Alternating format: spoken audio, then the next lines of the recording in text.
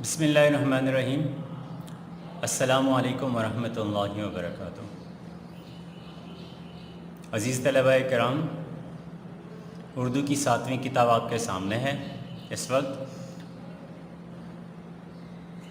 بیٹا ہم اگلے سبق کی جانب بڑھ رہے ہیں۔ الحمدللہ کہ ہم کتاب کا ایک سبق پڑھ چکے ہیں اور امید ہے کہ آپ نے ہدایات کے مطابق گزشتہ تمام کام مکمل بھی کر لیا ہوگا۔ ہم مزید آگے بڑھتے ہیں۔ صفحہ نمبر 8 دیکھیے۔ صفحہ نمبر 8 پر سے ہمارا آج کا سبق شروع ہوتا ہے۔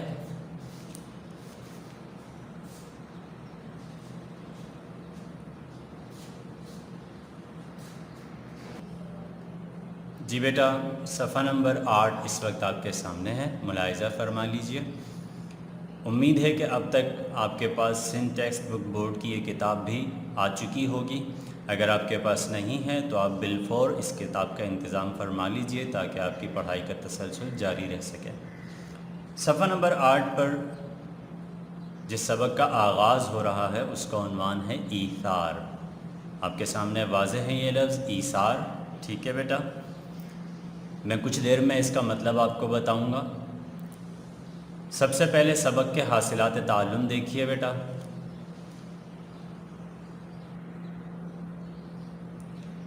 جی، سبق کے حاصلات تعلم آپ کے سامنے واضح ہیں۔ سب سے پہلا مقصد جو اس کتاب سے ہم اخذ کریں گے وہ یہ کہ آپ طلباء ایثار کی اہمیت جانیں گے انشاءاللہ۔ ایثار و ہمدردی جو اسلامی معاشرے کا اہم جز ہے، جس کی وجہ سے ایک بہتر معاشرہ تشکیل پاتا ہے، اس کے بارے میں انشاءاللہ آپ کو اس سبق کے ذریعے آگاہی دی جائے گی اور تعلیم دی جائے گی۔ اسی طرح نئے الفاظ کو جملوں میں استعمال کریں گے انشاءاللہ۔ ساتھ ساتھ فعل معروف و مجہول کو الگ کریں گے، فعل معروف و مجہول کو الگ کریں گے۔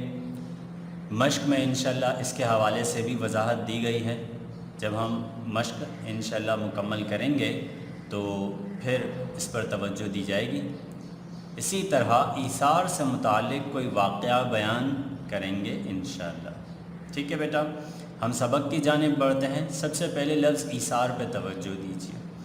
ایثار کے لفظی معنی تو یہ ہیں کہ اپنی ضرورت ہوتے ہوئے بھی کسی دوسرے کی ضرورت کو فوقیت دینا، یعنی اپنے نفع پر دوسرے کے نفع کو ترجیح دینا، اس کا لفظی مطلب یہ ہے، ٹھیک ہے؟ لیکن عام طور پر ایثار کو ہمدردی کے طور پر استعمال کیا جاتا ہے، یعنی ایثار اور ہمدردی یہ دو مترادف الفاظ ہیں۔ میں یہاں لکھ رہا ہوں آپ کی آسانی کے لیے، ٹھیک ہے؟ ہمدردی،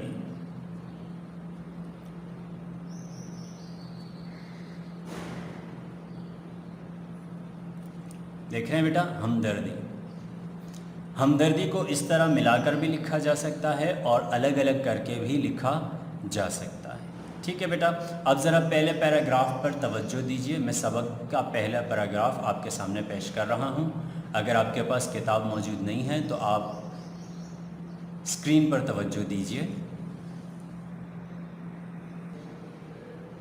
جی بیٹا، سبق کا پہلا پیراگراف آپ کے سامنے ہے۔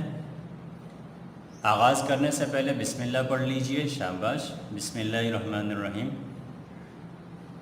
بیٹا سبق سے پہلے میں تھوڑی سی وضاحت کر دوں کہ یہ دراصل ایک مشہور اسلامی واقعہ ہے جو خلیفہ ثانی حضرت عمر فاروق رضی اللہ عنہ کے دور میں پیش آیا تھا۔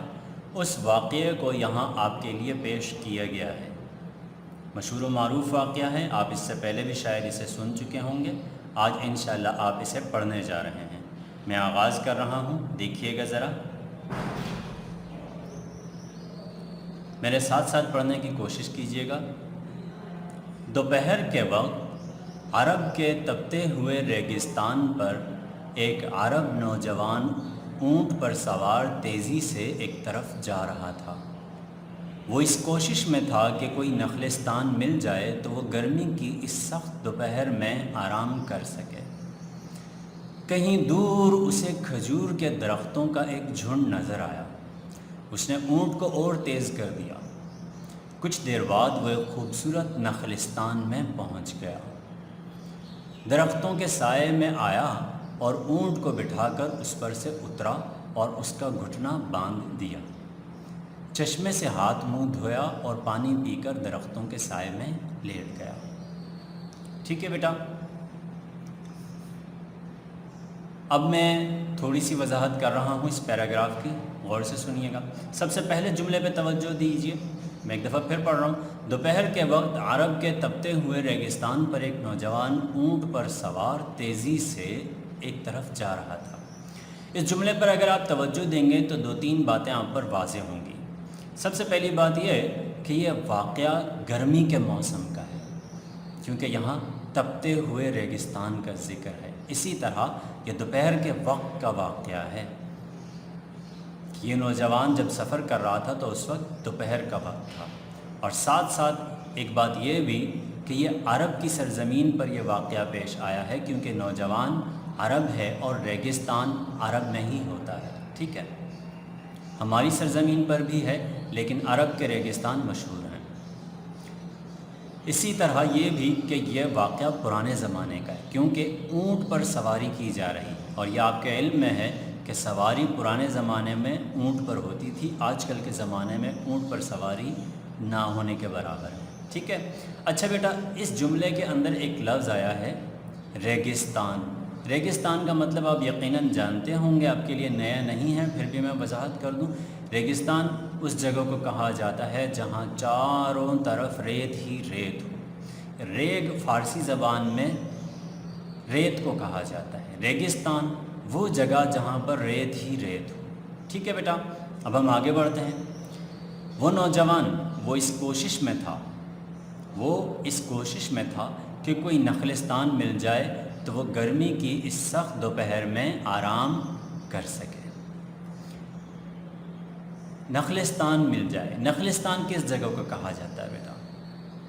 دراصل صحرا میں کہیں کہیں قدرتی طور پر کسی چشمے کے ذریعے یا بارش کی وجہ سے ہریالی یا سبزہ اگ جاتا ہے، یا کہیں کہیں پر کچھ درخت ہوتے ہیں۔ درختوں اور ہریالی کے اس مجموعے کو نخلستان کہا جاتا ہے۔ صحرا میں اگر کہیں پر کوئی ہریالی وغیرہ ہو تو اس جگہ کو نخلستان کہا جاتا ہے۔ اچھا بیٹا، ایک کام کیجئے، جیسے جیسے میں پڑھاتا جا رہا ہوں اور الفاظ کی وضاحت کرتا جا رہا ہوں، آپ انہی الفاظ کے معنی کو ساتھ ساتھ لکھتے چلے جائیں۔ اب اس کا طریقہ کار کیا ہے میں وہ بھی تھوڑی دیر میں واضح کر دوں گا۔ آگے بڑھتے ہیں۔ کہیں دور اسے کھجور کے درختوں کا ایک جھنڈ نظر آیا، یعنی اسے نخلستان نظر آیا۔ درختوں کا ایک جھنڈ یعنی درختوں کا مجموعہ نظر آیا جہاں پر ڈھیر سارے درخت تھے۔ ظاہر بات ہے وہ بڑا خوش ہوا۔ اس نے اونٹ کو اور تیز کر دیا تاکہ جلدی جلدی وہ نخلستان پہنچے اور آرام کرے۔ کچھ دیر بعد وہ ایک خوبصورت نخلستان میں پہنچ گیا، درختوں کے سائے میں آیا اور اونٹ کو بٹھا کر اس پر سے اترا اور اس کا گھٹنا باندھ دیا۔ گھٹنا باندھ دیا، دراصل اونٹ کو اگر باندھنا ہو تو اس کا طریقہ کار یہ ہے کہ اس کا ایک گھٹنا لپیٹ کر رسی سے باندھ لیا جاتا ہے تاکہ وہ کہیں چل پھر نہ سکے۔ اسی طرح آپ نے دیکھا ہوگا کہ اونٹ ذبح کرتے وقت بھی یہی کرتے ہیں کہ اس کا ایک گھٹنا باندھ لیتے ہیں تاکہ وہ چل نہ سکے، بھاگ نہ سکے۔ تو پرانے زمانے میں بھی یہ دستور تھا کہ اونٹ کا گھٹنا باندھ لیتے تھے اور وہ اپنی جگہ بیٹھا رہتا تھا۔ اچھا، چشمے سے ہاتھ منہ دھویا۔ چشمہ اس جگہ کو کہتے ہیں جہاں سے قدرتی طور پر زمین سے پانی نکلتا ہے۔ قدرتی طور پر زمین سے جو پھوٹنے والا پانی ہوتا ہے اس کو چشمہ کہا جاتا ہے۔ ٹھیک ہے، چشمے سے ہاتھ منہ دھویا اور پانی پی کر درختوں کے سائے میں لیٹ گیا۔ اب چونکہ وہ تھکا ہوا تھا اس لیے لیٹتے ہی اس کی آنکھ لگ گئی۔ آنکھ لگ گئی سے کا مطلب ہے یعنی کہ وہ سو گیا فوراً، چونکہ تھکا ہوا تھا اور گرمی کا مارا تھا تو فوراً وہ سو گیا۔ اچھا بیٹا، اب اس پیراگراف کے اندر جو دو تین الفاظ کی میں نے وضاحت کی ہے ان کے لکھنے کا طریقہ میں آپ کو بتا دوں، شاید اس سے پہلے آپ نے وہ طرز اختیار نہ کیا ہو۔ عام طور پر یہ ہوتا ہے کہ ہم لفظ کے ساتھ ساتھ ہی اسی کے معنی لکھتے چلے جاتے ہیں، جیسے میں یہاں کرنے لگا ہوں۔ اب لفظ دیکھیے ریگستان، ریگستان کے معنی ہم عام طور پر اس طرح لکھتے ہیں، اس کے معنی اس کے ساتھ ہم نے لکھ دیا صحرا۔ نظر آ رہا ہے آپ کو بیٹا؟ لیکن یہ طریقہ کار کچھ مناسب نہیں ہے۔ میں آپ کو ایک دوسرا طریقہ کار بتاتا ہوں، یہ دیکھیے گا۔ میں آپ کو آج حاشیہ لکھنے کا طریقہ بتا رہا ہوں کہ حاشیہ کیسے لکھا جاتا ہے اور پرانے زمانے کی کتابوں پر حاشیہ کیسے لکھا جاتا تھا۔ دیکھیے، سب سے پہلے جس لفظ کے بارے میں آپ لکھ رہے ہیں، اگر وہ سب سے پہلا لفظ ہے تو آپ اس پر 1 نمبر لکھیے، ٹھیک ہے؟ اب یہاں ایک جانب، صفحے کے ایک جانب جہاں خالی جگہ ہو، آپ وہی نمبر دوبارہ لکھیں اور جو لفظ ہے اس کے معنی لکھ لیں۔ ریگستان یعنی کہ صحرا، یہاں میں نے واضح کر دیا۔ اب دیکھیے بیٹا، یہ زیادہ بہتر طریقہ کار ہے کہ اب مجھے اس لفظ کا مطلب دیکھنا ہے، تو میں نے اس کے نمبر پر توجہ دی تو اس کے معنی مجھے یہاں نظر آئے، ٹھیک ہے؟ اس طریقہ کار کو کہا جاتا ہے حاشیہ لکھنا، ٹھیک ہے؟ اگلا لفظ دیکھیے، نخلستان، جو اس سبق میں ہمیں نظر آیا۔ اب ہم اسے لکھتے ہیں نمبر 2۔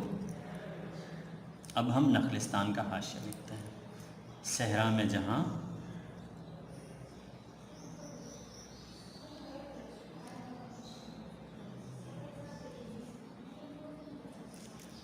جہاں سبزہ ہو، ٹھیک ہے بیٹا؟ ایسی جگہ صحرا میں جہاں پر سبزہ اگا ہوا ہو، ایسی جگہ کو نخلستان کہا جاتا ہے، ٹھیک ہے؟ اسی طرح ایک اور لفظ یہاں آپ کو نظر آئے گا، درختوں کا ایک جھنڈ نظر آیا، ٹھیک ہے بیٹا؟ تو اب ہم اس کے معنی لکھتے ہیں، جھنڈ یعنی کہ مجموعہ، جہاں پر بہت سارے درخت جمع تھے، ٹھیک ہے؟ مجموعہ۔ اس طرح ہم حاشیہ لکھتے چلے جا رہے ہیں، ٹھیک ہے بیٹا؟ ساتھ ساتھ یہاں بھی دیکھیے، توجہ دیجیے، لیٹتے ہی اس کی آنکھ لگ گئی۔ آنکھ لگنے کا مطلب ہوتا ہے سو جانا، ٹھیک ہے؟ یعنی اس کی آنکھیں بند ہو گئیں۔ اب میں آگے بڑھ رہا ہوں۔ اب چونکہ وہ نوجوان سو چکا تھا، اس کے بعد کا واقعہ دیکھیے۔ زیادہ دیر نہ گزری تھی کہ اونٹ نے اٹھنے کی کوشش کی، یعنی اس نوجوان کے سونے کے بعد اونٹ نے حرکت شروع کی، جس سے اس کے گھٹنے کی رسی کھل گئی، اور وہ درختوں کے پتے کھانے لگا۔ نخلستان کے بوڑھے مالک نے نوجوان کو آوازیں دیں۔ یہاں آپ توجہ دیں بیٹا، یہاں آپ کو کتاب میں کچھ کمی نظر آ رہی ہوگی، یہ جگہ خالی ہے، اس کا مطلب یہ ہے کہ یہاں چھپائی میں غلطی ہوئی ہے، مس پرنٹ ہے، یہاں یہ لفظ ہونا چاہیے۔ نوجوان کو آوازیں دیں مگر وہ تو گہری نیند سو رہا تھا، یعنی پکی نیند سو رہا تھا، چونکہ تھکا ہوا تھا اس لیے وہ سویا رہا۔ اس پر یعنی نوجوان کو بار بار آوازیں دینے پر اور اونٹ کی اس شرارت پر، تو اس پر بوڑھے نے ایک پتھر اٹھا کر اونٹ کو دے مارا۔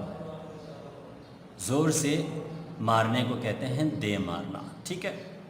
جو اس کے سر میں لگا۔ بوڑھے نے غصے سے ایک پتھر مارا جو اونٹ کے سر پر لگا، اور اتفاق کی بات کہ یہ ضرب ایسی کاری تھی، یعنی ایسی کارآمد تھی۔ ضرب کہا جاتا ہے مار کو۔ ضرب کسے کہا جاتا ہے؟ مار کو۔ یہ ہمارے لیے حاشیے کا چوتھا لفظ ہوا۔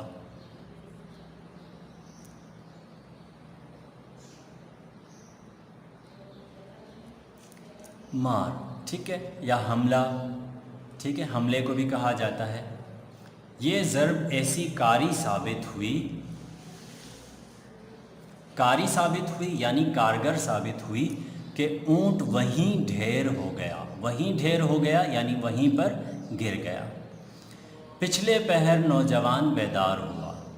پچھلے پہر یعنی دن کے آخری حصے میں، یوں سمجھ لیں جیسے شام کے وقت، چونکہ دوپہر کی سخت گرمی میں وہ سویا تھا تو دن کا پچھلا پہر شام کا وقت ہوگا، تو شام کے وقت نوجوان بیدار ہوا یعنی جاگ گیا، ٹھیک ہے؟ اور ادھر ادھر اونٹ تلاش کرنے لگا۔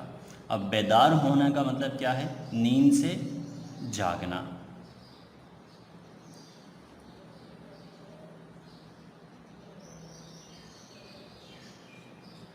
कौन सा हाशिया? ये हाशिया नंबर 5, ठीक है।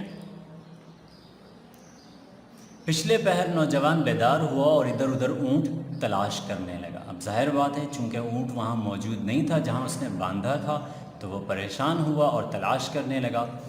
कुछ देर बाद बाग में उसे अपना ऊँट मुर्दा हालत में मिला, जिसका काफ़ी खून बह चुका था। अब नौजवान काफ़ी हैरान और परेशान हुआ, क्योंकि उसको मज़ीद सफ़र करना था। ये देखकर नौजवान की आंखों में खून उतर आया। खून उतर आने का मतलब क्या है बेटा? खून उतर आना दरअसल ये मुहावरतन बोला जाता है, यानी उसको बेहद गुस्सा आया। इतना गुस्सा आना कि आदमी किसी के मार डालने को तैयार हो जाए, ऐसे गुस्से को कहते हैं खून उतर आया। उसकी आंखों में खून उतर आया, ठीक है। सामने उसने देखा कि एक बूढ़ा उसकी तरफ चला आ रहा है। नौजवान ने कड़क कर पूछा। कड़क कर यानी ऊंचे लहजे में, कड़क कर चिल्ला कर या गुस्से से चिल्ला कर और घुर्रा कर उसने पूछा, मेरे ऊंट को किसने मारा है? सवालिया निशान देख रहे हैं आप बेटा? तो इसको सवालिया लहजे में आपने पढ़ना है, ठीक है। मेरे ऊंट को किसने मारा है? अब बूढ़ा चूँकि बूढ़ा भी था और घबरा भी चुका था ऊंट के मरने से, इसलिए उसके मुंह से अल्फाज नहीं निकल रहे थे। तो बूढ़े के मुंह से अभी ये अल्फाज निकले ही थे कि इत्तेफाकिया तौर पर ये मुझसे हुआ है। बूढ़े ने क्या कहा? इत्तेफाकिया तौर पर ये मुझसे हुआ है। ये वो हिस्सा है जो बूढ़े ने अदा किया जुमले का, ठीक है। इत्तेफाकिया तौर पर ये मुझसे हुआ है। तो नौजवान ने झपट कर उसका गला दबोच लिया। झपट कर यानी झपट्टा मार कर या फ़ौरन लपक कर। ये हमारी किताब का 7वां हाशिया हुआ। झपट कर यानी लपक कर, एकदम तेज़ी से, ठीक है। उसका गला दबोच लिया यानी उसका गला दबा दिया। अब गुस्से के मारे उसने बूढ़े का गला दबा दिया। फ़ौरन ही बूढ़े का बेजान लाशा ज़मीन पर पड़ा था। अब फ़ौरन क्या हुआ कि बूढ़ा हलाक हो गया और उसका जिस्म ज़मीन पर पड़ा रह गया। अब नौजवान बहुत परेशान हुआ। नौजवान अभी हैरत से बूढ़े की लाश को देख ही रहा था कि पीछे से 2 नौजवानों ने आकर इस मुसाफिर को पकड़ लिया। ठीक है बेटा, यहाँ तक हम सबक का आधा हिस्सा पढ़ने में कामयाब हुए हैं। इंशाअल्लाह अगली वीडियो में मज़ीद हिस्सा पढ़ते हैं। ठीक है बेटा, तो इस तरह हमारी आज की बुलंद ख़ानी मुकम्मल हुई। ठीक है बेटा, अब मैं आपको आज के काम की जानिब लिए जा रहा हूँ। ज़रा डायरी पर तवज्जो दीजिए। तो बेटा डायरी इस वक्त आपके सामने है। मैंने आपके लिए डायरी लिखी है, सबक का मुताला करें। सबक का मुताला करें यानी आप सबक को अच्छी तरह पढ़ें और ख़ुद से भी इसे समझने की कोशिश करें। और ना सिर्फ आज का सबक बल्कि मज़ीद जितना आप पढ़ सकते हैं पढ़ लीजिए और कोशिश कीजिए कि आप ख़ुद से पढ़ना और समझना सीख लें। ठीक है बेटा, दुआओं में याद रखिएगा। अल्लाह हाफ़िज़।